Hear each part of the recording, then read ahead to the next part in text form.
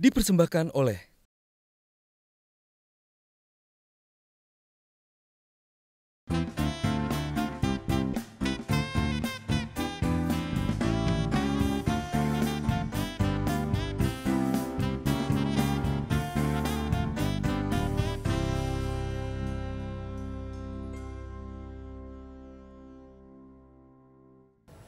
Nah, Vimas, kalau melihat dari musiknya, kamu kan tadi ada sekarang lagi membuat rekaman di Budapest, lalu juga ada persiapan theme song buat Asian Para Games ya. Para Games.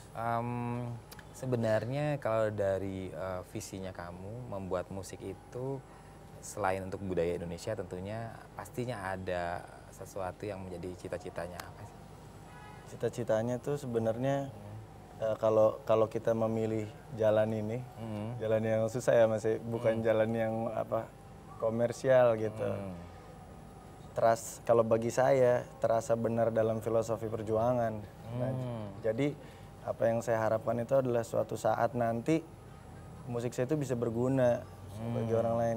Sebenarnya basicnya itu sih yang pengen saya capai. Makanya saya juga berfungsi sebagai pengajar gamelan untuk fanbase saya di seluruh dunia. Jadi kemarin dari Australia, jadi kayak hampir 100 orang. Nah, mereka memilih Jogja sebagai destinasi. Jadi kita latihan di pinggir Parangtritis, kita latihan di pelatarannya Candi Borobudur, terus kita konser di sebuah gedung konser, undang orang-orang. Kayak gitu-gitu. Jadi mereka mempelajari, bisa pulang bikin kurikulum tentang gamelan. Jadi di Australia gitu-gitu kurikulum gamelan masuk ke dalam sekolah. Gara-gara di Australia, itu keren banget ya. Vimas bisa membuat orang Australia itu begitu tertarik pada gamelan dan membuat gamelan dalam kurikulum sekolahnya. Kurikulum sekolah. Nah, yang perlu diusahakan lagi adalah sekarang bagaimana gamelan itu masuk kurikulum Indonesia itu sendiri ya. Berarti perjuangan belum selesai ya. Iya. Nah, kalau Grace, saya dengar komunitasnya jadi banyak juga ya, sampai 200 orang dengan profesi yang bermacam-macam. Ada yang dokter, insinyur, ada dari SD sampai ibu-ibu, bapak-bapak ada. Nah, itu mengumpulkannya gimana tuh, Grace? Itu mereka otomatis sih. Jadi emang karena aku pengen bikin suatu wadah itu. Jadi setelah itu memang semua sudah jalannya kayak gitu ya. Setelah melukis ukulele jual, terus pengen belajar, aku bikin workshop setiap akhir minggu. Selesai itu jadi banyak kan, terus bingung mau ngapain, kemana wadahnya. Ya itu akhirnya bikin, terus setiap selesai itu kok makin banyak, terus makin lama banyak yang ngubungin pengen ikutan juga tanpa harus ikut workshop lagi gitu. Jadi mau ikut dong, mau ikut, ya udah akhirnya kita bikin. Seru banget ya. Dan udah pernah ini nggak buat konser rame-rame misalnya? Itu kalau diundang perform di beberapa acara, ada acara-acara kebudayaan juga pernah. Termasuk di Indonesia kayak juga pernah. Terus kalau untuk workshop member ada, dan ada juga yang namanya gathering. Itu biasanya rame-rame, biasanya ada kayak sekitar 50 orang semuanya bawa ukulele dan ngejreng bareng gitu. Oke.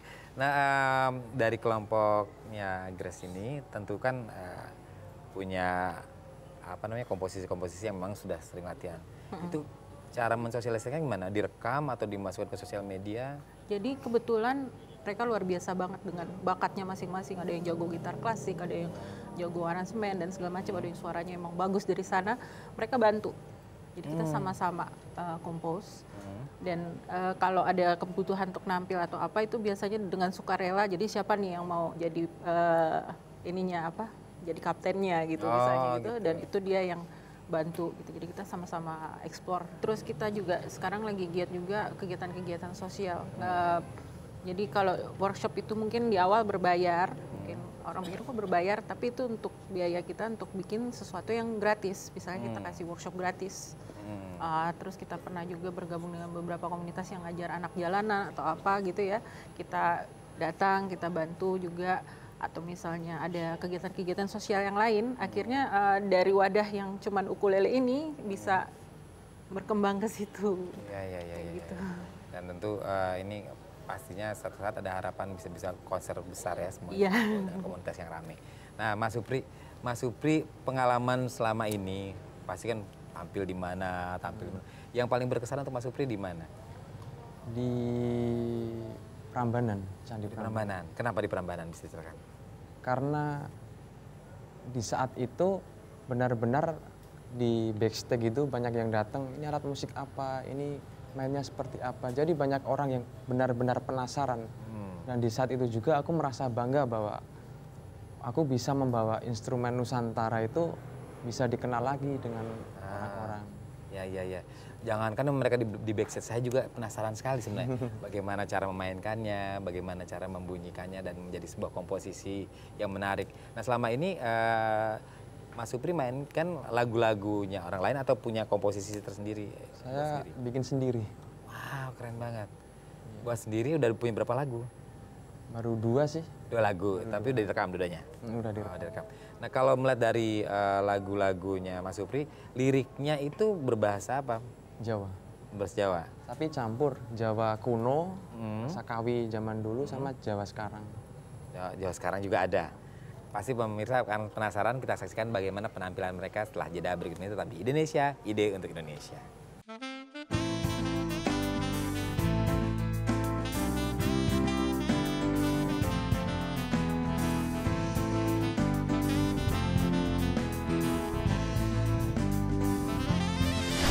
Susah kalau gede mau jadi apa?